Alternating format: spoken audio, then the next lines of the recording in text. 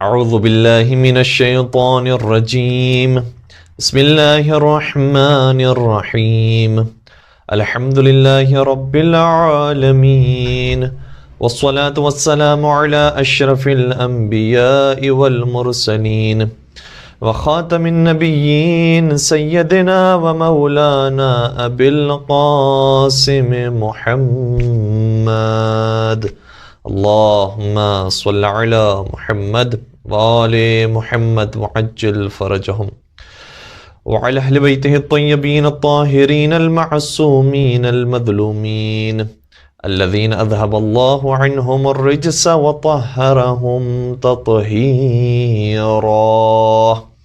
اللهم صل على محمد وآل محمد وعجل فرجهم ولعنة الله على أعدائهم أجمعين أما بعد فقد قال الله تبارك وتعالى في محكم كتابه المجيد وفرقانه الحميد بسم الله الرحمن الرحيم إنما وليكم الله ورسوله والذين آمنوا الذين يقيمون الصلاة وَيُؤْتُونَ الزَّكَاةَ وَهُمْ رَاكِعُونَ درود پڑھ دیجئے محمد و آل محمد پر اللہم صل علی محمد و آل محمد وعجل فرجہم۔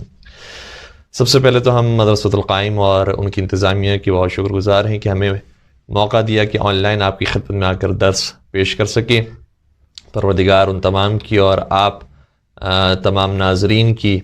توفیقات خیر میں اضافہ فرمائے اور ہم سب کو مولا امام زمان علیہ الصلوۃ والسلام کے چاہنے والوں میں اور ماننے والوں میں قرار دے۔ ہمیں جو موضوع دیا گیا ہے وہ یہ ہے کہ قرآن میں ائمہ اطہار السلام کے نام کیوں ذکر نہیں ہوئے، اور سبھی جانتے ہیں کہ یہ ایک اہم ترین سوال ہے جو برادران اہل سنت کی طرف سے ہم پر آتا ہے کہ آپ جو اپنی مجالس کے اندر اس قدر اصول دین میں سے امامت کو قرار دیتے ہیں، امامت کے بارے میں گفتگو کرتے ہیں، جس مجلس میں چلے جائیں، جس درس میں چلے جائیں، وہاں پر ضرور مولا متقیان کا ذکر ہوتا ہے اور ان کی امامت کا، ان کی ولایت کا ذکر ہوتا ہے۔ تو جو آپ اس قدر مولا متقیان کا ذکر کرتے ہیں، ائمہ علیہ السلام کا ذکر کرتے ہیں، تو یہ بتائیے کہ قرآن میں ان کے نام کہاں موجود ہیں، جبکہ قرآن کریم میں مختلف مقامات پر ایک سے زیادہ متعدد آیات کسی ایک حکم کے بارے میں آئی ہیں۔ مثال کے طور پر نماز کے بارے میں آیا اقیم الصلاۃ، اقیم الصلاۃ، اقیم الصلاۃ، اور مختلف صیغوں کے ذریعے کبھی فرمایا کہ یقیمون الصلاۃ، کبھی فرمایا کہ اقیم الصلاۃ، اور اسی طریقے سے زکوٰۃ کا حکم ہمیں جا بجا نظر آتا ہے۔ اور اگر اس کے علاوہ بھی آیات کو دیکھا جائے تو کئی ساری آیات ایسی ہیں جو تکرار ہو رہی ہیں، یعنی مکرر اور متعدد مقامات پر آئی ہیں۔ مثال کے طور پر سورہ رحمان میں اس کی واضح مثال ہے کہ فَبِأَيِّ آلَاءِ رَبِّكُمَا تُكَذِّبَانِ، یہ مسلسل بار بار یہی آیت ریپیٹ ہو رہی ہے۔ تو وہ قرآن کے جس نے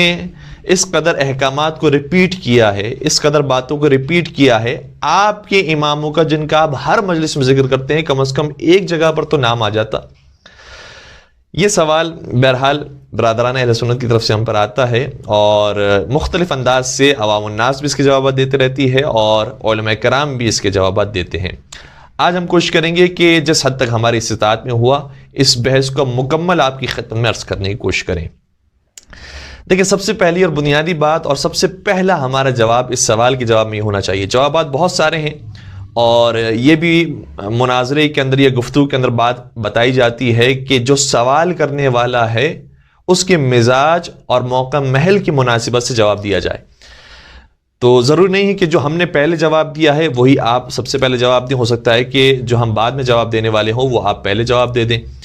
تو مختلف جوابات اس کے ہو سکتے ہیں، اور ہمیں دیکھنا چاہیے کہ سوال کرنے والا کس نوعیت سے آ کر سوال کر رہا ہے، سمجھنے کے لیے سوال کر رہا ہے، ہم پر کوئی حملہ کرنا ہے، یعنی اس کو ایک اعتراضات کی بھوچاڑ کر دینی ہے، اور ہمیں پھنسانے کے لیے یہ بات کہہ رہا ہے، اور مختلف طریقے اور مختلف نوعیت ہو سکتی ہے اس سوال کی۔ تو ہم سب سے پہلا جواب یہ دینا مناسب سمجھیں گے کہ جو عام طور پر اگر دیا جائے تو سب سے زیادہ قانع کنندہ ہوگا، وہ یہ ہے کہ آپ نے کہا کہ قرآن مجید میں ائمہ علیہ السلام کا ذکر کہاں ہوا ہے، مولا علی کا ذکر کہاں ہوا ہے، ان کا نام کہاں بیان ہوا ہے۔ تو ہم یہ عرض کریں گے کہ قرآن مجید میں کہاں کہاں ان کا ذکر نہیں ہوا ہے۔ اور یہ ہمارا جملہ نہیں ہے، خود برادران اہل سنت کے بڑے بڑے علماء کہتے ہیں کہ قرآن مجید کی کم از کم 300 آیات مولا متقیان کی شان میں نازل ہوئی ہیں. تو وہ علی کے جن کا ذکر 300 آیات کے اندر بار بار آیا ہے، آپ کہہ رہے ہیں کہ ان کا ذکر کہاں آیا؟ ان کا ذکر تو سورہ الحمد سے لے کر آخری سورہ تک اور آخری پارے تک آپ کو ہر جگہ پر ملے گا. اور اس بات کی تائید کے لیے ہم کچھ اقوال آپ کی خدمت بیان کریں گے کہ کہیں ایسا نہ ہو کہ لوگ یہ سمجھے کہ انہوں نے کوئی ہوا میں بات کہہ دی ہے. تو ہم چند ایک اقوال برادران اہل سنت کی کتاب سے عرض کر رہے ہیں. سب سے پہلے ایک بہت بڑے عالم اہل سنت خطیب بغدادی، جنہوں نے اپنی کتاب تاریخ بغداد جلد نمبر 6 صفحہ نمبر 221 کے اندر اس روایت کو لکھا ہے کہ حضرت ابن عباس یہ بیان فرماتے ہیں کہ نزلت فی علی 300 آیت، علی ابن ابی طالب صلی اللہ علیہ وسلم کی شان میں 300 آیتیں نازل ہوئی ہیں. اور 300 آیتیں نہ کسی صحابی کے بارے میں، نہ کسی زوجہ رسول کے بارے میں، اور نہ کسی اور کے بارے میں آئی ہیں کہ جتنی آیات مولا متقیان کی شان میں آئی ہیں. یہ ایک روایت. دوسری روایت ایک اور دوسرے عالم اہل سنت کی کتاب سے شواہد التنزیل میں علامہ حسکانی یہ لکھتے ہیں، جو حنفی عالم دین ہیں، اور اس کتاب کی جلد نمبر 1 صفحہ نمبر 55 پر یہ روایت موجود ہے. جناب ابن ابی لیلہ عبد الرحمن بن ابن ابی لیلہ یہ فرماتے ہیں کہ لقد نزلت فی علی 80 آیۃ صفوا فی کتاب اللہ ما یشرکہ فیہا احد من ہذہ الامہ. فرماتے ہیں کہ حضرت علی بن ابی طالب صلی اللہ علیہ وسلم کی شان میں 80 آیتیں ایسی نازل ہوئی ہیں کہ جس میں کوئی اور دوسرا شریک ہی نہیں ہے، کوئی دوسرا شریک نہیں ہے، صرف اور صرف اس کے واحد مصداق حضرت علی مرتضیٰ علیہ السلام ہیں. جیسے کہ وہ آیت جو میں نے سرنامہ کلام میں آپ کی خدمت پیش کی، اور انشاءاللہ اس کی ہم مزید وضاحت بھی کریں گے. تو 80 آیتیں تو وہ ہیں کہ جس میں صرف اور صرف مولا کائنات مراد ہیں، اور کوئی دوسری ہستی اور کوئی اور دوسرا شخص مراد نہیں ہے. اور اگر زیادہ دیگر آیات کو دیکھا جائے تو ان آیات کے اندر بھی مولا کائنات بھی شامل ہیں، اور سب سے زیادہ بڑے مصداق مولا کائنات ہیں، اور اس کے علاوہ دیگر افراد بھی ممکن ہے کہ اس آیت میں شامل ہوں. جیسے کہ آیہ مباہلہ کے اندر دیگر ہستیاں بھی ہیں اور مولا متقیان کا ذکر بھی ہے. اس کے علاوہ ایک اور عالم اہل سنت امام احمد بن حنبل نے اپنی کتاب فضائل الصحابہ میں جلد نمبر 1 صفحہ نمبر 188 پر یہ روایت لکھی ہے کہ حضرت ابن عباس یہ بیان فرماتے ہیں کہ لیس من آیت فی القرآن یا ایہا الذین آمنوا الا وعلی رأسها وامیرها وشریفها ولقد آتب اللہ اصحاب محمد علیہ السلام فی القرآن وما ذکر علی الا بخیر. فرماتے ہیں کہ حضرت ابن عباس کا جملہ ہے، کہتے ہیں کہ قرآن کریم میں یا ایہا الذین آمنوا جب جب آیا ہے تو کہتے ہیں کہ یہ اس سے مراد ہو ہی نہیں سکتا مومنین کے بارے میں جب تک کہ مومنین کے سردار علی کا ذکر نہ آئے. یا ایہا الذین آمنوا میں مومنین کا ذکر نہیں ہو سکتا مگر یہ کہ ان کے جو سید و سردار ہیں وہ علی ہیں، ان کے امیر علی ہیں، ان کے رئیس علی ہیں. اور پھر آگے جملہ بڑا عجیب ارشاد فرماتے ہیں، کہتے ہیں وَلَقَدْ آتَبَ اللَّهُ أَصْحَابَ مُحَمَّدٍ، اور پروردگار عالم نے نبی اکرم کے باقی اصحاب کے اوپر مذمت کی ہے، انہیں ملامت کیا ہے قرآن کریم میں. وَمَا ذَكَرَ عَلِيًّا إِلَّا بِخَيْرٍ، لیکن جب جب علی مرتضیٰ کا ذکر قرآن کریم میں آیا ہے تو وہ خیر کے علاوہ کبھی کسی اور بارے میں نہیں آیا. تو مولا متقیان کے ہمیشہ فضائل، مولا متقیان کے ہمیشہ مناقب، مولا متقیان کی ہمیشہ شان کا ذکر قرآن کریم میں پروردگار عالم نے جا بجا بیان فرمایا ہے. اور یہ کوئی شیعہ عالم دین، کوئی شیعہ ذاکر نہیں ہے جو یہ بات پڑھ رہا ہے مجلس کے اندر، بلکہ ایک اہل سنت عالم دین ہے. اور امام احمد ابن حنبل نے اپنی کتاب میں اس روایت کو لکھا ہے، اور بیان کرنے والے ایک بہت جلیل القدر صحابی جناب ابن عباس ہیں، جو کہتے ہیں کہ علی مرتضیٰ کا جب بھی ذکر ہوا ہے تو قرآن میں ہمیشہ خیر اور نیکی کے ساتھ ہوا ہے، جبکہ باقی جو اصحاب ہیں ان کا کہیں نہ کہیں ان کی مذمت کی گئی ہے. تو سب سے پہلی بات تو یہ ہے کہ جو لوگ کہتے ہیں کہ قرآن میں مولا علی کا نام نہیں ہے، تو نام نہ ہو لیکن مولا علی کا ذکر قرآن مجید میں بہت سے مقامات پر ہے، اور 300 آیتیں، یہ کوئی معمولی بات نہیں ہے۔ ایک آیت بھی کسی کی شان میں نازل ہو جائے تو اس کی تو نسلیں سنور جائیں، اور یہاں مولا متقیان کی شان میں 300 سے زیادہ آیتیں نازل ہوئی ہیں۔ دوسری بات یہ کہ جو لوگ یہ کہتے ہیں کہ چلیں آپ نے کہا کہ ان کی شان میں نازل ہوئی ہے، تو کیا خدا ان کا نام ذکر نہیں کر سکتا تھا؟ ان کا نام بیان کر دیتا، علی ابن ابی طالب تمہارے امام ہوں گے، علی ابن ابی طالب پیغمبر کے وصی، پیغمبر کے جانشین ہوں گے، تو ہمارے لیے معاملہ بہت آسان ہو جاتا۔ تو ان سے پہلے تو ہم یہ عرض کریں گے کہ ایک آیت قرآن مجید کی ایسی بھی ہے جس میں باقاعدہ یہی بیان کیا گیا ہے کہ علی تمہارے امیر ہیں، علی تمہارے امام ہیں، علی تمہارے مولا ہیں۔ وہ کون سی آیت ہے؟ سورہ مائدہ کی آیت نمبر 55۔ کیا ارشاد ہوتا ہے؟ ارشاد یہ ہوتا ہے کہ انما ولیکم اللہ ورسولہ والذین آمنوا الذین یقیمون الصلاۃ ویؤتون الزکاۃ وہم راکعون۔ تمہارا ولی اور مولا اللہ ہے اور اس کا رسول ہے۔ اور یہاں پر جو تیسری جو کیٹیگری ہے اور تیسری جو شخصیت کا تعارف ہو رہا ہے، میں اس سے پہلے ایک اور لفظ کا بھی ترجمہ پیش کر دوں۔ آیت کا آغاز اس طرح سے ہو رہا ہے کہ انما ولیکم اللہ، صرف اور صرف تمہارا مولا اللہ ہے، تمہارا آقا اللہ ہے، تمہارا سب کچھ تمہیں دینے والا صاحب اختیار اللہ ہے۔ انما، صرف اور صرف۔ پھر آگے بیان ہوا اور صرف تمہارا مولا رسول خدا صلی اللہ علیہ وآلہ وسلم ہے، اور پھر تمہارا مولا صرف اور صرف کون ہے؟ والذین آمنوا الذین یقیمون الصلاۃ ویؤتون الزکاۃ وہم راکعون، اور وہ صاحبان ایمان تمہارے مولا ہیں جو نماز قائم کرتے ہیں اور حالت رکوع میں زکوٰۃ ادا کرتے ہیں۔ سب سے پہلی بات تو یہ ہے کہ جو لوگ اس ترجمے کو سننے کے بعد شاید ذہن میں خیال آئے گا کہ یہاں پر تو جمع کا صیغہ استعمال ہوا ہے کہ تمہارے مولا وہ سب ہستیاں ہیں کہ جو صاحبان ایمان ہیں، نماز قائم کرتے ہیں اور حالت رکوع میں زکوٰۃ ادا کرتے ہیں۔ تو ان کے لیے ہم عرض کریں کہ ہم ابھی صرف مولا متقیان پر ڈسکس کر رہے ہیں، ورنہ اگر باقی ائمہ پر ڈسکشن کیا جائے تو یہ آیت ان کے اوپر بھی اطلاق ہو سکتی ہے۔ دوسری بات یہ ہے کہ کئی سارے مقامات پر پروردگار عالم نے جمع کا صیغہ استعمال کیا ہے، لیکن وہاں پر مراد ایک خاص فرد ہوتا ہے، خاص شخص ہوتا ہے، اور علماء کرام نے ان آیات کو جمع کیا ہے۔ 50 سے زیادہ آیات اس حوالے سے موجود ہیں کہ جس میں ایک فرد کا ذکر ہو رہا ہے لیکن جمع کا صیغہ استعمال کیا گیا ہے۔ اور سب سے ایک آسان مثال جو ہمارے بچوں کے ذہنوں میں بیٹھ جائے گی وہ آیے مباہلہ کی مثال ہے۔ آیے مباہلہ میں کیا ارشاد ہوتا ہے کہ فَقُلْ تَعَالَوْا نَدْعُ أَبْنَاءَنَا وَأَبْنَاءَكُمْ وَنِسَاءَنَا وَنِسَاءَكُمْ وَأَنفُسَنَا وَأَنفُسَكُمْ، کہ اے رسول ان کو مباہلہ کے لیے بلایا جائے، اور ان کو بلاؤ اور ان سے کہو کہ یہ اپنے بیٹوں کو لے کر آئیں، ہم اپنے بیٹوں کو لے کر آئیں گے، بیٹوں کو لے کر آئیں گے۔ یہاں پر بھی جمع کا صیغہ ہے، اور عربی زبان میں جب جمع کا صیغہ استعمال ہو تو اس سے مراد 3 یا 3 سے زیادہ افراد ہوتے ہیں، جبکہ نبی اکرم بیٹوں میں لے کر گئے ہیں تو 3 بیٹوں کو لے کر نہیں گئے، صرف 2 بیٹے جو علی اور زہرا سلام اللہ علیہ کے بیٹے ہیں ان کو لے کر گئے ہیں، جن کا نام حضرت امام حسن مجتبی اور حضرت امام حسین علیہ السلام ہے۔ تو بیٹوں کے اندر امام حسن، امام حسین علیہ السلام کو۔ پھر آگے ارشاد ہوا وَنِسَاءَنَا وَنِسَاءَكُمْ، ہم اپنی عورتوں کو لے کر آئیں گے، تم اپنی عورتوں کو لے کر آؤ۔ تو قرآن میں تو تھا کہ ہم اپنی عورتوں کو لے کر آئیں گے،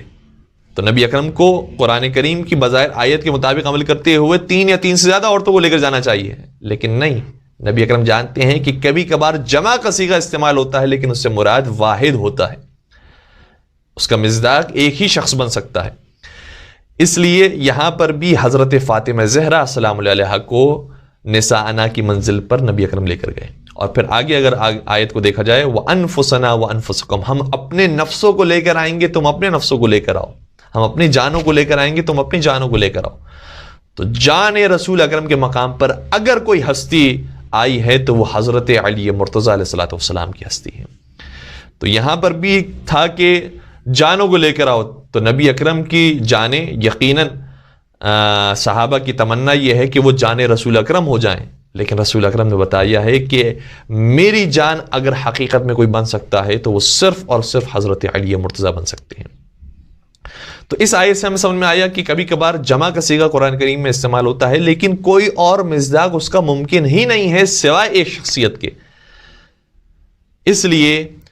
مصداق میں اگر دیکھا جائے تو وہ ایک ہی شخصیت مراد ہوتی ہے. اور شاید جمع کا صیغہ اس لیے بھی استعمال ہوتا ہے تاکہ لوگ یہ نہ کہیں کہ ہمارے لیے تو میدان ہی پروردگار نے بند کر دیا، ہمارے لیے تو مجال ہی پروردگار نے بند کر دیا، ہمارے لیے تو میدان اور پروردگار نے ہمارے لیے گنجائش ہی ختم کر دی. کہا نہیں، ہم نے گنجائش رکھی تھی لیکن اس معیار پر کوئی آ ہی نہیں سکتا سوائے ان ہستیوں کے. اسی طریقے سے آئے ولایت کے اندر انما ولیکم اللہ ورسولہ والذین آمنوا الذین یقیمون الصلاۃ ویؤتون الزکاۃ وہم راکعون.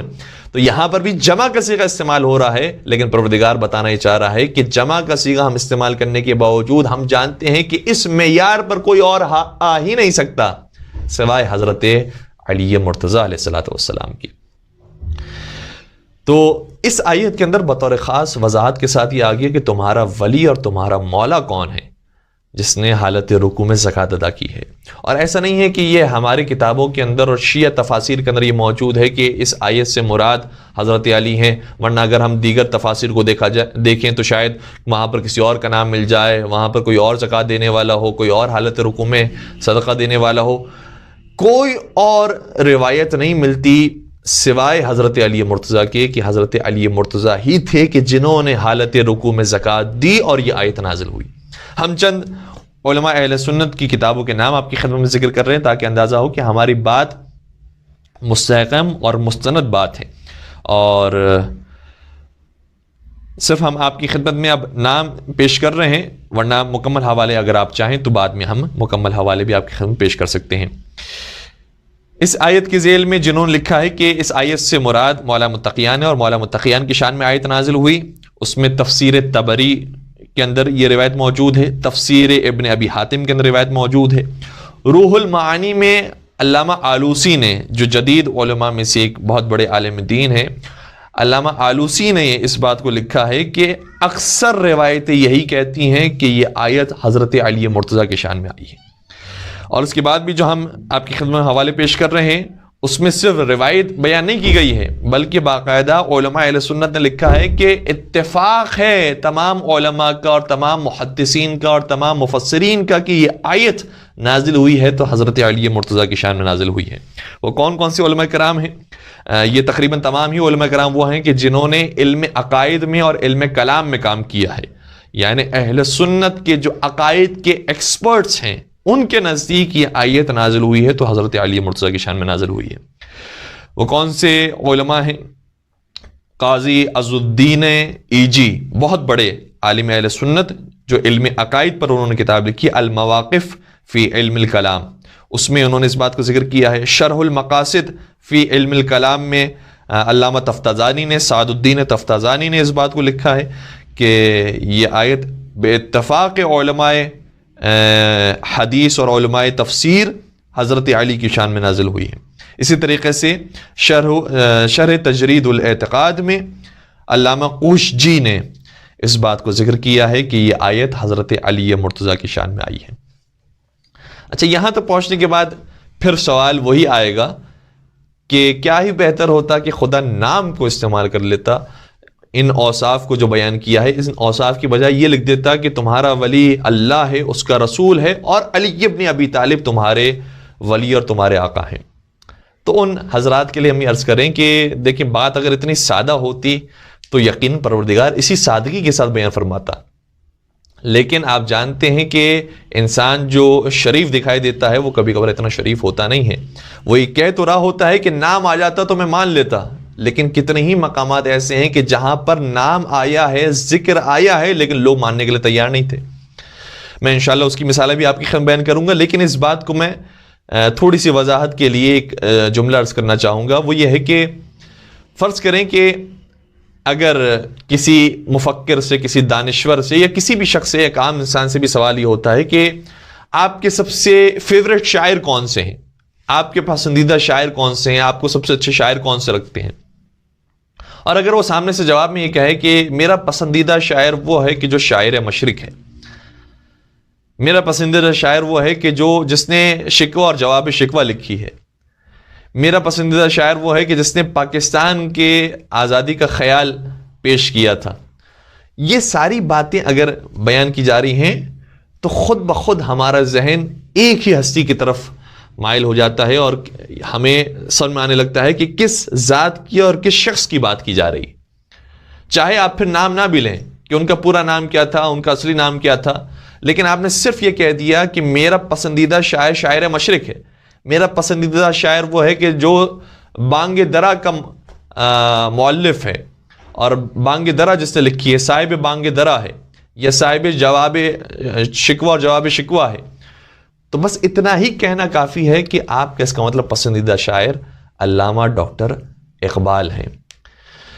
پھر یہ کہنے کی ضرورت نہیں ہے. اور یہ تو میں نے ایک بہت سادہ سی مثال دی. اگر آپ معاملہ ایک سیاسی معاملہ سمجھیں، اور سیاسی معاملہ بھی ایک حکومتی معاملہ ہو جس میں جانتے ہوں کہ ایک شخص جو حکمران ہے اس کے بعد اب یہ حکومت کسی اور کو ملنے والی ہے، ٹرانسفر ہونے والی ہے، تو یہ معاملہ اتنا آسان نہیں ہوتا. اگر نام بہت واضح اور آشکار طریقے سے پیش کر دیا جائے تو کبھی کبھار بڑے بڑے فسادات اور فتنے ہو جاتے ہیں. اور ایک چھوٹی سی روایت کا بس میں اشارہ پیش کروں اور بات کو پھر آگے بڑھا دوں کہ چھٹے سرکار حضرت امام جعفر صادق علیہ السلام کو جب شہید کیا گیا تو منصور دوان کے ملعون نے، جس نے شہید کیا تھا، اس نے یہ کہا کہ جا کر چیک کرو کہ جعفر صادق نے اپنا نائب اور جانشین کس کو بنایا ہے اور کس کے نام پر وصیت لکھی ہے، اور جو بھی وصی ہو ان کا اسے بھی شہید کر دینا، قتل کر دینا. جب حاکم مدینہ پہنچا اور معلوم کیا کہ جعفر صادق نے وصیت میں کس کا نام لکھا ہے کہ میرے بعد میرا جانشین کون ہے، تو کیا دیکھا کہ سب سے پہلے نام لکھا تھا منصور دوانقی کا، پھر نام لکھا تھا اسی حاکم مدینہ کا، ظاہراً سلیمان اس کا نام تھا، پھر نام جناب حمیدہ خاتون کا بھی لکھا تھا، اور پھر عبداللہ افتحی کا نام بھی تھا، اور پھر حضرت امام موسیٰ کاظم علیہ السلام کا نام بھی تھا. تو امام جعفر صادق علیہ السلام جانتے ہیں کہ یہ جو حکومتی کام ہوتے ہیں اور اپنا جانشین بنانا ہوتا ہے، یہ کبھی کبھار بہت فتنہ فساد کو اپنے ساتھ لے کر آتا ہے. اس لیے اگر اپنے نائب کی جان بچانا ہو، اپنے اوصیاء کی جان بچانا ہو، تو ہر جگہ پر صراحت نہیں کی جاتی. عقل مندوں کو اشارہ دے دیا جاتا ہے جس سے سمجھ جاتے ہیں کہ ان کے بعد ان کا جانشین کون ہے اور امام کون ہوگا. تو جس طریقے سے چھٹے سرکار کے زمانے میں ہمیں یہ حساسیت نظر آتی ہے کہ یہ معاملات اتنے آسان نہیں ہوتے، یہی حساسیت ہر زمانے موجود تھی، بالخصوص نبی اکرم حضرت محمد مصطفیٰ صلی اللہ علیہ وآلہ وسلم کے زمانے میں، کہ انہوں نے بہت سارے مقامات پر اشارے ضرور دیے ہیں، اور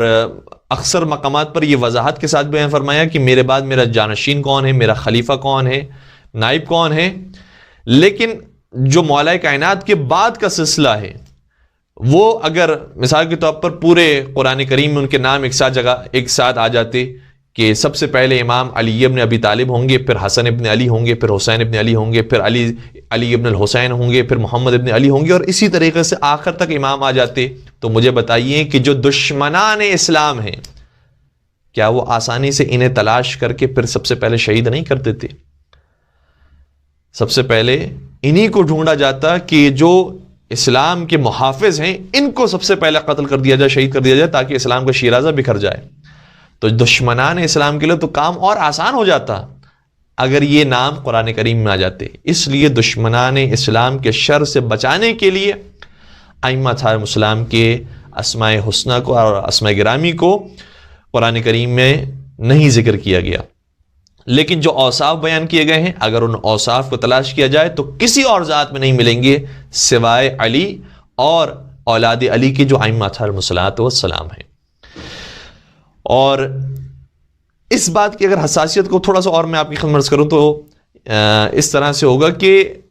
پیغمبر اکرم نے یہ بیان فرمایا تھا کہ ایک میرا آخری جانشین ہوگا کہ جس کا نام مہدی ہوگا علیہ الصلوۃ والسلام،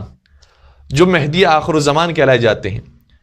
وہ جب آئیں گے تو پوری دنیا میں عدل و انصاف قائم کریں گے، اور ان کی حکومت عالمی حکومت ہوگی، ان کی حکومت پوری دنیا پر ہوگی. تو نبی اکرم نے قرآن کریم کی آیت بھی نہیں ہے، ان کا نام مبارک ذکر نہیں ہے، صرف نبی اکرم نے چند ایک مقامات پر امام مہدی علیہ الصلوۃ والسلام کا تعارف کروایا اور اس طرح سے بتایا کہ جب وہ آئیں گے تو عدل و انصاف کی حکومت ہوگی، ہر جگہ پر خوشحالی ہوگی، اور ان کی حکومت پوری دنیا میں قائم ہوگی جو الہی حکومت ہوگی۔ تو آپ خود انصاف سے بتائیے کہ نام گرچہ قرآن میں نہیں بھی آیا تھا، روایات کے اندر آیا تھا، لیکن کتنے جھوٹے دعوے دار اور کتنے جھوٹے مہدی پیدا ہوئے، اور انہوں نے کہا کہ ہم وہی مہدی ہیں جو آخر الزمان میں آنے والے تھے، اور ہماری پوری الہی حکومت ہونی چاہیے، عالمی حکومت ہونی چاہیے، اور ہم عدل و انصاف قائم کرنے کے لیے آئے ہیں۔ تو جب روایات میں نام آ جاتا ہے تب اتنی حساسیت بڑھ جاتی ہے اور جھوٹے دعوے دار بھی پیدا ہو جاتے ہیں۔ دوسری طرف سے جو اصلی امام زمان علیہ السلام کی ولادت ہے اس کو روکنے کی کوشش کی جاتی ہے، اور اتنے مسائل پیدا ہو جاتے ہیں۔ تو اگر 12 کے 12 ائمہ کے نام آ جاتے تو کتنے حالات سنگین بن جاتے، اور کتنا قتل و غارت گری ہو رہا ہوتا اس سلسلے کے اندر، اور ائمہ علیہ السلام کی جان کو خطرہ ہوتا۔ تو اس لیے ہر جگہ پر نام کا ذکر کرنا یہ ضروری نہیں ہوتا، بلکہ زیادہ فساد اس کے اندر ہوتی ہے کہ اشاروں کے اندر، کنایوں کے اندر اور اوصاف کے ساتھ بات کی جائے تاکہ سمجھدار افراد سمجھ جائیں کہ حق کہاں پر ہے۔ اور یہ عربی زبان کے اندر بھی محاورہ استعمال ہوتا ہے، اور ہر زبان کے اندر کسی نہ کسی طریقے سے استعمال ہوتا ہے کہ الکنایہ ابلغ من التصریح، کنایے سے بات کرنا یہ زیادہ بلیغ ہوتا ہے، زیادہ فصیح ہوتا ہے، اور زیادہ بات کو پہنچانے والا ہوتا ہے صراحت کرنے سے۔ بات کو اگر صراحت کے ساتھ پیش کر دیا جائے تو وہ فصاحت و بلاغت نہیں ہوتی کہ جو کنایے کے اندر فصاحت و بلاغت ہوتی ہے۔ اس لیے پروردگار عالم نے قرآن کریم میں ائمہ علیہم السلام کے اسماء گرامی کو بیان نہیں کیا کہ جو فصاحت و بلاغت ہے وہ باقی رہے، اور جو پہنچنے والے ہیں وہ حق تک آسانی کے ساتھ پہنچ جائیں۔ دوسری بات یہ ہے کہ جس طرح سے ہم نے امام مہدی علیہ السلام کے حوالے سے ایک اشارہ کیا کہ ان کا نام صراحت کے ساتھ بیان ہوا تو کتنے جھوٹے دعوے دار پیدا ہوئے، اور بالخصوص خلفاء بنی عباس میں کتنے مہدی نام کے افراد یا مہدی سے ملتے جلتے نام کے افراد پیدا ہوئے، چونکہ امام مہدی کے مختلف القاب بھی بیان ہوئے ہیں۔ اور باقاعدہ اگر وہ مشہور مہدی عباسی کا ذکر کیا جائے کہ جو خلیفہ بنی عباس تھا، تو اس نے ظاہری طور پر یہی اپنے آپ کو پیش کیا کہ میں وہی امام مہدی ہوں، نعوذ باللہ، کہ جو دنیا میں عدل و انصاف قائم کروں گا، اور پہلے بڑی نیک سلوکی کا مظاہرہ کیا، اور پہلے بہت زیادہ انعامات دیے لوگوں کو، لیکن بعد میں دیکھا کہ اس طرح تو بیت المال خالی ہو جائے گا اور خزانہ ختم ہو جائے گا، تو پھر سخت گیری کرنا شروع کی، اور جو اس کی اصلیت تھی وہ لوگوں کے سامنے آ گئی۔ تو مہدی کا نام جس طرح سے قرآن کریم احادیث کے اندر آیا، اسی طریقے سے ایک اور نام بھی احادیث مبارکہ کے اندر آیا، لیکن دیکھیں کہ احادیث میں آنے کے باوجود بھی لوگوں نے کوئی پرواہ نہیں کی اس نام کی۔ جس طریقے سے اس حدیث کے اندر کہ جو سائے ستہ کے اندر بھی موجود ہے اور بڑی بڑی معتبر کتب اہل سنت کے اندر پایا جاتا ہے کہ نبی اکرم نے ارشاد فرمایا تھا، اے عمار تمہیں ایک باغی گروہ قتل کرے گا، اے عمار تمہیں باغی گروہ قتل کرے گا، یا کہیں پر جملہ یہ ہے، کہیں پر ہے تقتلو کا الفئۃ الباغیہ، کہیں پر ہے تقتلہ الفئۃ الباغیہ، کہ عمار کو باغی گروہ قتل کرے گا۔ نام آ گیا، کس کو قتل کرے گا؟ جناب عمار کو۔ کون قتل کرے گا؟ قتل کرنے والا باغی ہوگا۔ اور سب جانتے ہیں کہ جنگ صفین میں جناب عمار مولا علی علیہ السلام کے ساتھ تھے، اور حاکم شام کے مقابلے پر جنگ کر رہے تھے، اور حاکم شام کے لوگوں نے جناب عمار علیہ السلام کو رضی اللہ عنہ کو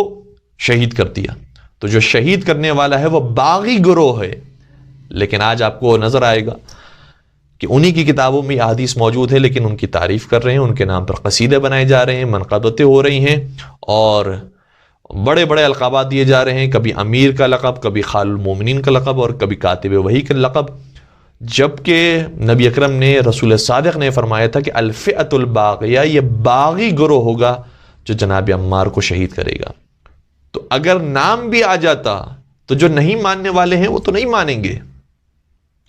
کتنے ہی مقامات پر نام آئے ہیں، لیکن لوگوں نے جب نہیں ماننا تھا تو نہیں مانا۔ آپ محسوس کیجئے، یہودیوں کی کتابوں میں موجود تھا، تورات میں موجود تھا کہ ایک نبی آنے والا ہے جو حجاز کی سرزمین پر آئے گا، اور جس کی صداقت مشہور ہوگی، امانت داری مشہور ہوگی، اور وہ جو حکومت قائم کریں گے وہ ایک بڑی حکومت ہوگی اور اسی طریقے سے ان کی حکومت کے اندر ایک فلاح اور بہبود پائی جاتی ہوگی، اور خود یہودی بھی انتظار کر رہے تھے اسی نبی کا کہ جیسے وہ نبی آئیں تو ہم ان کے ہاتھ پر بیعت کریں اور ان کا کلمہ پڑھیں اور ان پر ایمان لے کر آ جائیں. لیکن کیا ہوا؟ جیسے ہی سرکار ختم مطلب حضرت محمد مصطفیٰ صلی اللہ علیہ وآلہ وسلم تشریف لائے تو یہودی تھے کہ جنہوں نے انکار کیا. اور انکار کیسے کیا؟ ان کی کتابوں میں تو نام موجود ہے، پھر کیسے انکار کیا؟ کہا کہ نہیں، یہ کوئی اور محمد ہے، اور وہ جو ابھی ہمارے سامنے آئے ہیں وہ کوئی اور محمد ہے. تو جب انسان کو نہیں ماننا ہو تو بہانے بہت سے ہوتے ہیں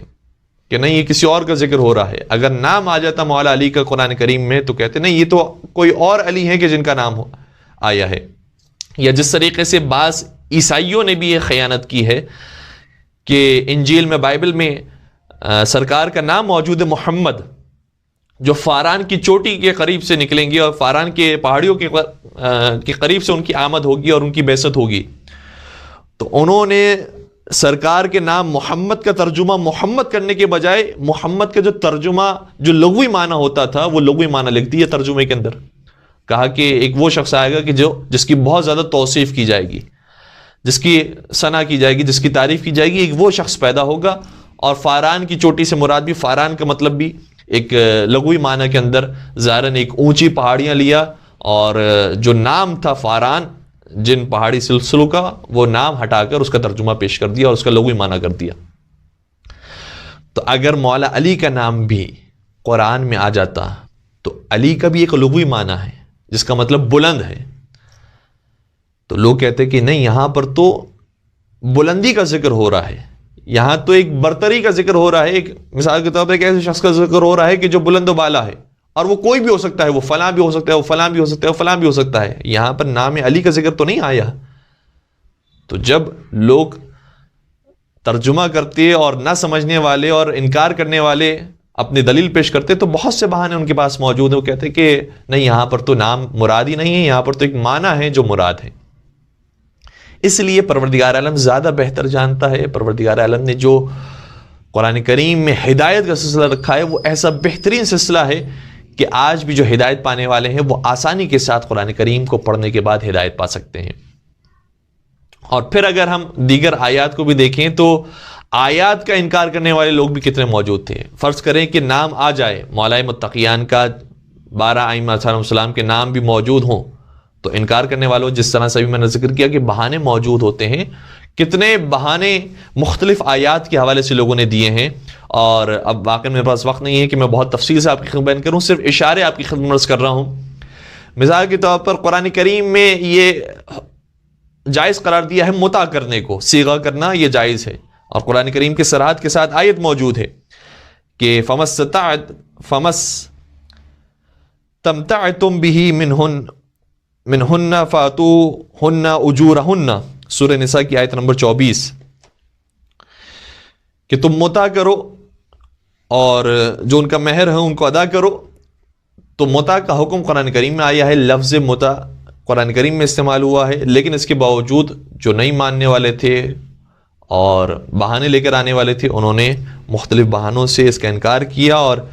ایسی صراحت کے ساتھ انکار کیا. میں آپ کی خدمت میں ایک صحیح بخاری ہی کی حدیث پیش کروں جس میں عمران بن حسین نامی ایک شخص یہ بیان کرتا ہے. وہ یہ کہتے ہیں کہ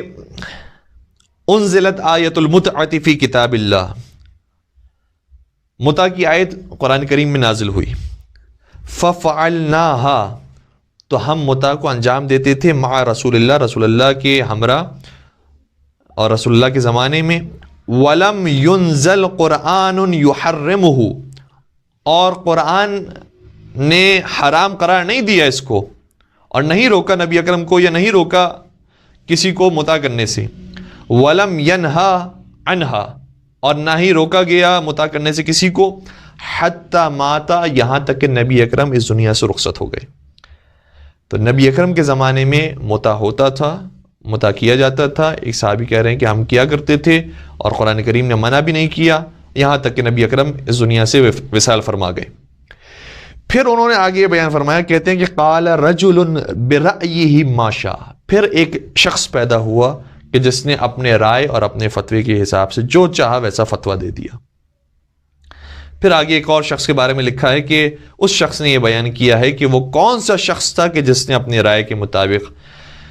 متع کو حرام قرار دیا۔ قال محمد یقال انہ عمر، تو محمد یہ کہتے ہیں کہ کہا جاتا ہے کہ وہ شخص کہ جس نے متع کو حرام قرار دیا تھا وہ خلیفہ ثانی جناب عمر تھے۔ اور یہ ایک مقام پر نہیں، صحیح مسلم کو دیکھیں، مسند احمد ابن حنبل کو دیکھیں، اور متعدد اہل سنت کتابوں کے اندر بڑے دھڑلے کے ساتھ اور کھلے الفاظ میں لکھا ہے کہ یہ متع نبی اکرم کے زمانے میں حلال تھا، خلیفہ اول کے زمانے میں بھی لوگ انجام دیا کرتے تھے، خلیفہ ثانی کے بھی ابتدائی دور کے اندر لوگ حتیٰ انجام دیا کرتے تھے، لیکن پھر ایک دن خلیفہ ثانی نے اسے حرام قرار دیا اور کہا کہ یہ متع نبی اکرم کے زمانے میں ہوا کرتا تھا، لیکن میں اسے حرام کرتا ہوں اور میں اسے روکتا ہوں، منع کرتا ہوں۔ اور آج تک برادران اہل سنت میں اسے حرام سمجھا جاتا ہے، جبکہ قرآن کریم میں وضاحت کے ساتھ آیت موجود ہے، احادیث میں تواتر کے ساتھ اس کا جواز اور اس کی حلیت ہمیں نظر آتی ہے، لیکن جب کوئی نہیں ماننے والا ہو تو اس کا کوئی علاج نہیں کیا جا سکتا۔ یہ ایک مثال نہیں ہے، قرآن کریم میں کتنے ہی احکامات آئے ہیں کہ جن کو نہیں ماننے والے تھے انہوں نے اس کا انکار کیا اور نہیں مانا۔ آپ پیروں میں مسح کا حکم دیکھ لیجئے، قرآن کریم کی واضح آیت ہے، سورہ مائدہ کی آیت نمبر 6 ارشاد ہوتا ہے کہ وَامْسَحُوا بِرُؤُوسِكُمْ وَأَرْجُلِكُمْ إِلَى الْكَعْبَيْنِ۔ جب وضو کا بیان ہو رہا ہے کہ وضو میں کیا کرنا چاہیے انسان کو، تو بیان ہوا کہ اپنے سروں کا مسح کرو اور اپنے پیروں کا مسح کرو ٹخنوں تک۔ تو باقاعدہ یہ لفظ قرآن کریم میں آیا ہے، لیکن آج بہت سارے افراد وہ ہیں کہ جو مسح کرنے کے بجائے پیروں کو دھوتے ہیں،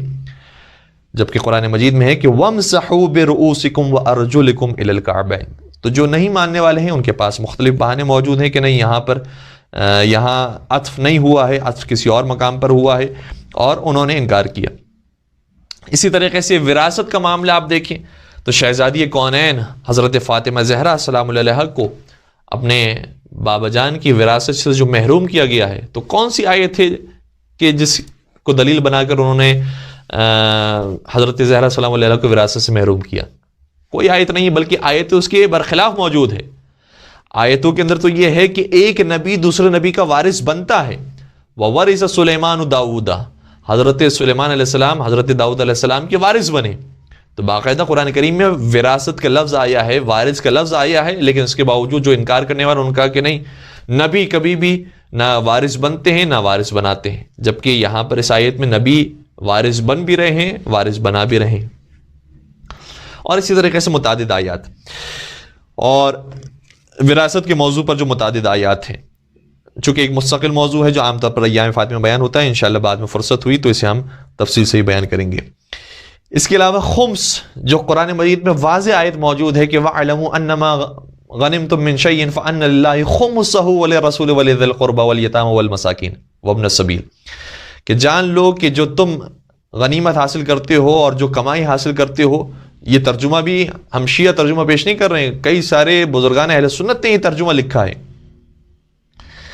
کہ جو کمائی حاصل ہوتی ہے، جو کسب و کار سے پیسے ملتے ہیں، فَأَنَّ لِلَّهِ خُمُسَهُ، تو اللہ کے لیے اس کا خمس نکال دو۔ تو خمس نکالنا قرآن کریم کے مطابق واجب ہے، لیکن دیکھیں کتنے ایسے ہیں کہ جو جانتے نہیں کہ خمس بھی کوئی عبادت ہے اور خمس بھی قرآن نے واجب قرار دیا ہے، اور زندگیاں گزر جاتی ہیں لیکن خمس نہیں نکالا، اور باقاعدہ بہت سارے لوگ اس کا انکار کرنے والے ہیں کہ نہیں، یہ خاص زمانے کے لیے آئی تھی اور آج کے زمانے میں یہ آیت امپلیمنٹ نہیں ہوتی، اور مختلف بہانوں سے خمس سے گریز کرنے والے لوگ موجود ہیں۔ تو حکم قرآنی ہے لیکن حکم قرآنی کی مخالفت کرنے والے لوگ موجود ہیں۔ تو اگر ائمہ علیہ السلام کے نام بھی آ جاتے اور ان کی امامت کا بھی باقاعدہ ذکر ہو بھی جاتا، تو بھی جو انکار کرنے والے ہیں ان کے پاس ہمیشہ راستے موجود ہوتے ہیں۔ اور پھر بات اگر توحید سے ہی شروع کی جائے تو قرآن کریم نے کتنے مقامات پر توحید کو بیان کیا ہے کہ وہ خدا کون ہے، اس کو پہچانو، اس کو سمجھو اور اس کی صفات کو جانو، اور کتنے مقامات پر آیا ہے کہ لیس کمثلہ شیء، اس کہ مثل کوئی چیز ممکن ہی نہیں ہے. تم جسم رکھتے ہو، تم سانس لیتے ہو، تم آنکھوں کے محتاج ہو دیکھنے کے لیے، تم کانوں کے محتاج ہو سننے کے لیے، تم بولنے کے لیے زبان کے محتاج ہو. وہ پروردگار کی ذات ایسی ہے کہ جو کسی اور چیز کی شبیہ نہیں ہے، وہ کسی اور چیز کی مثل نہیں ہے. لیس کمثلہ شیء، اس کی مثل اور کوئی چیز نہیں ہے. یہ قرآن کریم میں مسلسل اس بات کو بیان کیا گیا اور پیغام آیا. لیکن اس کے باوجود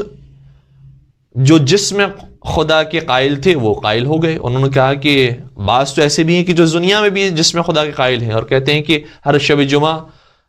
پروردگار اپنا نعوذ باللہ اپنا پائے مبارک، اپنا پیر اس دنیا میں اتارتا ہے اور لوگوں کے اوپر اس کی رحمتیں نازل ہوتی ہے اس طریقے سے. اور اکثر لوگ یہ کہنے والے ہیں کہ اس دنیا میں تو ہم پروردگار کا دیدار نہیں کر سکتے، لیکن اس دنیا میں جانے کے بعد پروردگار کا دیدار ہوگا اور خدا کسی مجسم صورت کے اندر ہمیں نظر آئے گا، جس طریقے سے ایک عام انسان دکھائی دیتا ہے. تو کتنے مقامات پر خدا کا تعارف ہو رہا ہے، خدا کی پہچان کروائی جا رہی ہے، خدا کی معرفت کروائی جا رہی ہے. لیکن جو نہیں سمجھنے والا ہے اور خدا کی توحید کو بھی صحیح طرح سے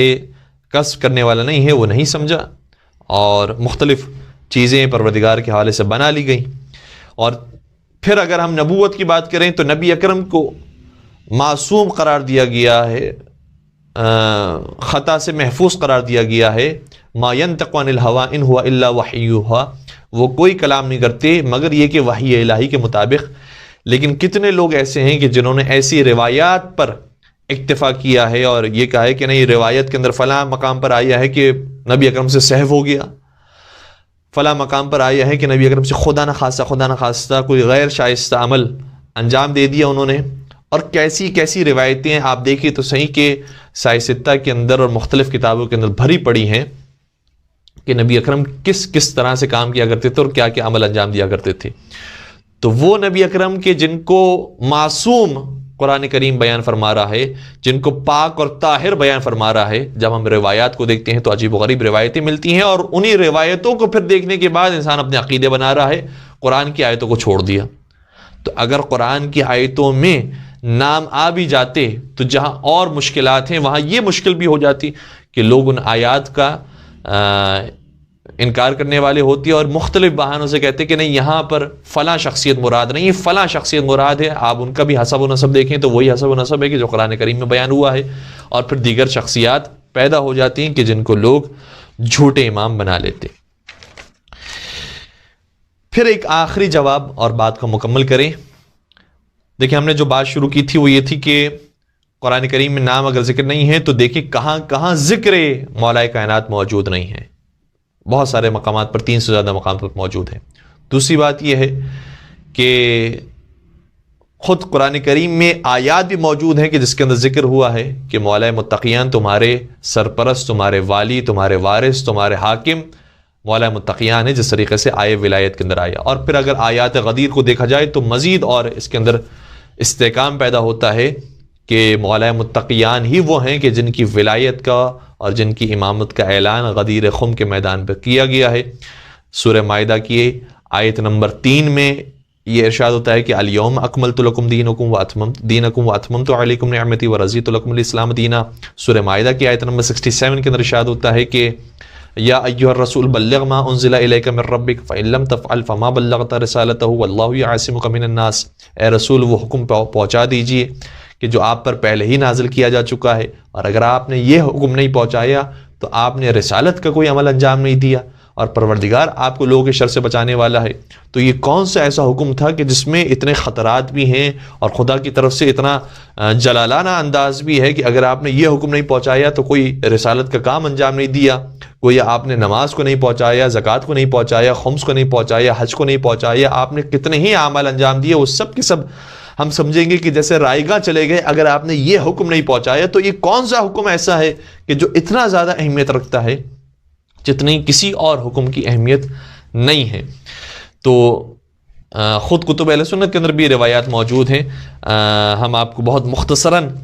عرض کر رہے ہیں، ورنہ یہ ایک مکمل موضوع ہے کہ آیات غدیر ہی کافی ہیں مولا متقیان کی ولایت کو ثابت کرنے کے لیے۔ وہ علماء اہل سنت کے جنہوں نے آیہ غدیر یعنی پہلے آیہ تبلیغ کے حوالے سے عرض کریں کہ یا ایھا الرسول بلغ ما انزل الیک من ربک، اس میں مراد مولا متقیان کی ولایت اور ان کی جانشینی کا پیغام ہے۔ تفسیر ابن ابی حاتم کے اندر اس روایت کو ذکر کیا ہے، یہ بھی عالم اہل سنت ہیں۔ روح المعانی میں علامہ آلوسی نے روایتوں کو بیان کیا ہے، در المنصور میں علامہ سیوطی نے بیان کیا ہے، اور کئی اور متعدد کتابوں کے اندر۔ اسی طریقے سے الیوم اکملت لکم دینکم واتممت علیکم نعمتی والی آیت بھی جو نازل ہوئی ہے وہ غدیر کے میدان میں 18 ذی الحجہ کو نازل ہوئی ہے۔ اس حوالے سے بھی روایتیں کتب اہل سنت کے اندر موجود ہیں، جیسا کہ خطیب بغدادی نے کتاب تاریخ بغداد کے اندر اس روایت کو لکھا ہے۔ تو دوسری بات یہ ہے کہ قرآن کریم میں آیات موجود ہیں کہ جس سے ہمیں پتہ چل جاتا ہے کہ مولا متقیان نبی اکرم کے جانشین اور ان کے وصی ہیں۔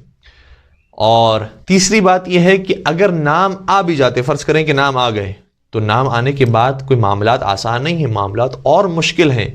اور فتنہ فساد کا خطرہ موجود ہے۔ اور دوسری طرف سے اگر فتنہ فساد نہ بھی ہو، ایک طرف سے دشمنان اسلام کا فتنہ ہے، دوسری طرف سے اگر فتنہ فساد نہ بھی ہو تو جو نہیں ماننے والے ہیں انہوں نے تو توحید کو بھی صحیح طریقے سے نہیں مانا، نبوت کو صحیح طریقے سے نہیں مانا، خمس کو نہیں مانا، متع کو نہیں مانا،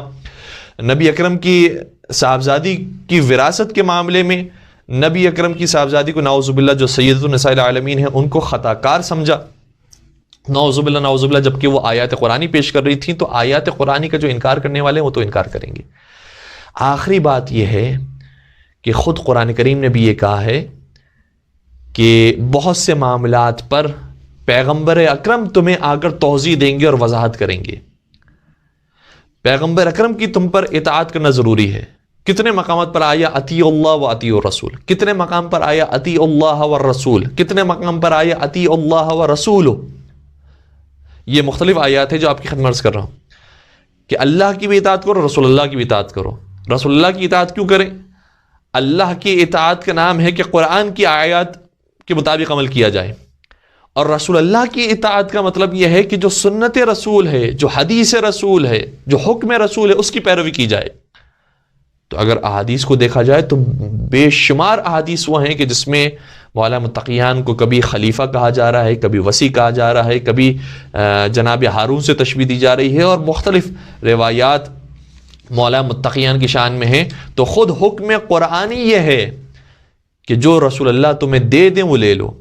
ما آتاکم الرسول فخذوہ وما نہاکم عنہ فانتہوا، جو رسول تمہیں دے دیں وہ لے لو، اور جس سے رسول تمہیں روک دیں اس سے تم روک جاؤ۔ تو رسول کی سنت پر عمل کرنا، رسول کے حکم پر عمل کرنا، یہ بھی ایسے ہی واجب ہے کہ جیسے قرآن کریم پر عمل کرنا واجب ہے۔ اس حوالے سے ہم 2-3 آیات آپ کی خدمت عرض کریں۔ سورہ نحل سورہ نمبر 16 آیت نمبر 44 کے اندر ارشاد ہوتا ہے وَأَنزَلْنَا إِلَيْكَ الذِّكْرَ لِتُبَيِّنَ لِلنَّاسِ مَا نُزِّلَ إِلَيْهِمْ وَلَعَلَّهُمْ يَتَفَكَّرُونَ، اور ہم نے نازل کیا ہے تمہاری طرف اس ذکر کو، یعنی قرآن کریم کو۔ اے رسول، ہم نے آپ کی طرف یہ ذکر بھیجا ہے۔ کیوں بھیجا ہے؟ لِتُبَيِّنَ لِلنَّاسِ، تاکہ آپ لوگوں کو اس کی تبیین کریں، وضاحت کریں، اس کو بیان کریں۔ ما نزل الیہم، جو ان کی طرف نازل کیا گیا ہے، وَلَعَلَّهُمْ يَتَفَكَّرُونَ، اور امید یہ ہے کہ یہ غور و فکر کریں گے۔ دوسری آیت سورہ نحل ہی کی آیت نمبر 64 کے اندر ارشاد ہوتا ہے وَمَا أَنزَلْنَا عَلَيْكَ الْكِتَابَ إِلَّا لِتُبَيِّنَ لَهُمْ الَّذِي اخْتَلَفُوا فِيهِ، اور ہم نے نازل نہیں کیا ہے اے حبیب آپ کے اوپر اس کتاب کو مگر یہ کہ آپ بیان کریں ان لوگوں کے لیے۔ کس چیز کو بیان کریں؟ آگے فرمایا جا رہا ہے الذی اختلفوا فیہ، اس چیز کی آپ وضاحت کر دیں جس میں یہ لوگ اختلاف کا شکار ہو رہے ہیں۔ تو اگر خلافت کے جانشینی کے معاملے میں لوگ اختلاف کا شکار ہو رہے ہیں تو ہمیں کس کی طرف رجوع کرنا ہے؟ حکم رسول کی طرف، احادیث رسول کی طرف رجوع کرنا ہے۔ اور پھر متعدد آیات کے اندر پیغمبر اکرم کی طرف رجوع کرنے کا حکم دیا گیا ہے قل ان کنتم تحبون اللہ فاتبعونی یحببکم اللہ ویغفر لکم ذنوبکم واللہ غفور رحیم۔ اے رسول آپ فرما دیجئے کہ اگر تم اللہ سے محبت کرتے ہو تو فاتبعونی، تم میری پیروی کرو، میرا اتباع کرو۔ تو نبی اکرم کا اتباع کرنا یہ واجب ہے۔ جو حکم رسول ہے گویا وہ حکم خدا ہے، ویسے ہی اطاعت کرنا ضروری ہے کہ جیسے قرآن کی آیات کی اور خدا کے کلام کی اطاعت کی جاتی ہے۔ اب اگر احادیث کو دیکھا جائے تو پھر ایک وسیع میدان ہے، اور اب ہمارے پاس دامن وقت میں گنجائش نہیں کہ سبھی کو آپ کی خدمت بیان کر سکیں۔ صرف اتنا کہہ دینا بھی کافی ہے کہ خود برادران اہل سنت نے اور بزرگان اہل سنت نے اس بات کو نقل کیا ہے کہ مولائے متقیان کی شان میں 30,000 سے زیادہ حدیثیں آئی ہیں۔ 300 آیات علی مرتضیٰ کی شان میں اور 30,000 سے زیادہ حدیثیں علی مرتضیٰ کی شان میں آئی ہیں، جو کسی اور کی شان میں نہیں آئی۔ اور ایک بڑا خوبصورت جملہ ہے جو امام احمد ابن حنبل نے ذکر کیا، کہتے ہیں کہ ما نزل لأحد من اصحاب رسول اللہ من الفضائل الصحہ ما نزل یا ما رویہ، معاف کیجیے گا، ما رویہ لأحد من اصحاب رسول اللہ صلی اللہ علیہ وآلہ من الفضائل الصحہ ما رویہ لعلی ابن ابی طالب۔ صحیح فضائل جو صحیح سند کے ساتھ ہم تک پہنچے ہوں، امام احمد بن حنبل کہتے ہیں کہ کسی اور صحابی کی اور کسی اور اصحاب نبی کے ہم تک صحیح فضائل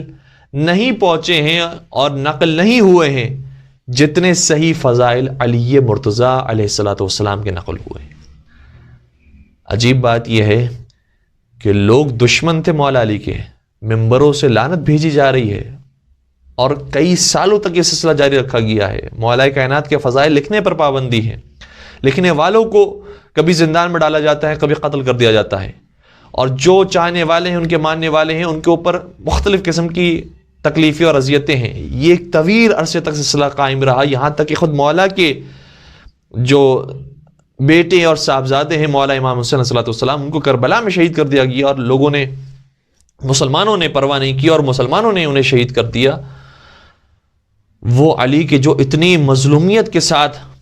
زندگی گزارتے رہے اور ان کے فضائل کو اتنا مٹایا گیا ہے اور اتنا بگاڑا گیا ہے، لیکن اس کے باوجود امام احمد بن حنبل یہ کہتے ہیں کہ جتنے صحیح فضائل علی مرتضیٰ کے آئے ہیں اتنے کسی اور کے صحیح فضائل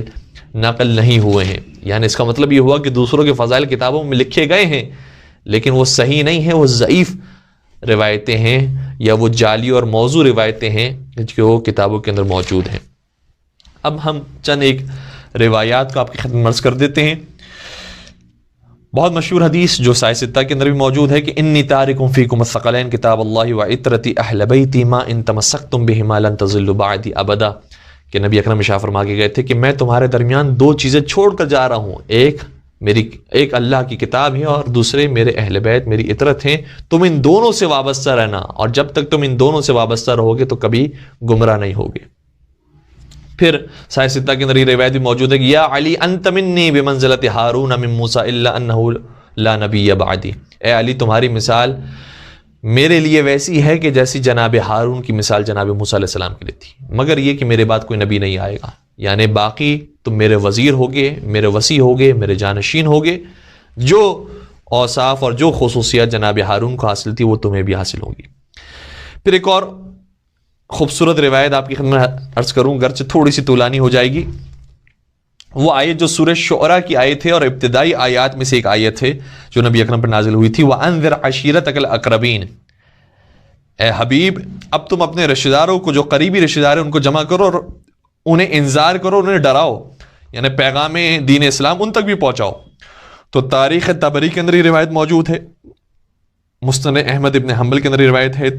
خصائص نسائی کے اندر یہ روایت ہے، کفایت الطالب کے اندر گنجی شافعی نے اس روایت کو لکھا ہے، اور بہت سارے دیگر علماء اہل سنت نے اس روایت کو ذکر کیا ہے۔ کہیں کہیں الفاظ مختلف ہیں لیکن پیغام ایک ہے۔ نبی اکرم نے دعوت ذو العشیرہ کا انعقاد کیا اور جناب ابو طالب علیہ الصلوۃ والسلام کی گھر پر یہ دعوت منعقد کی گئی تھی،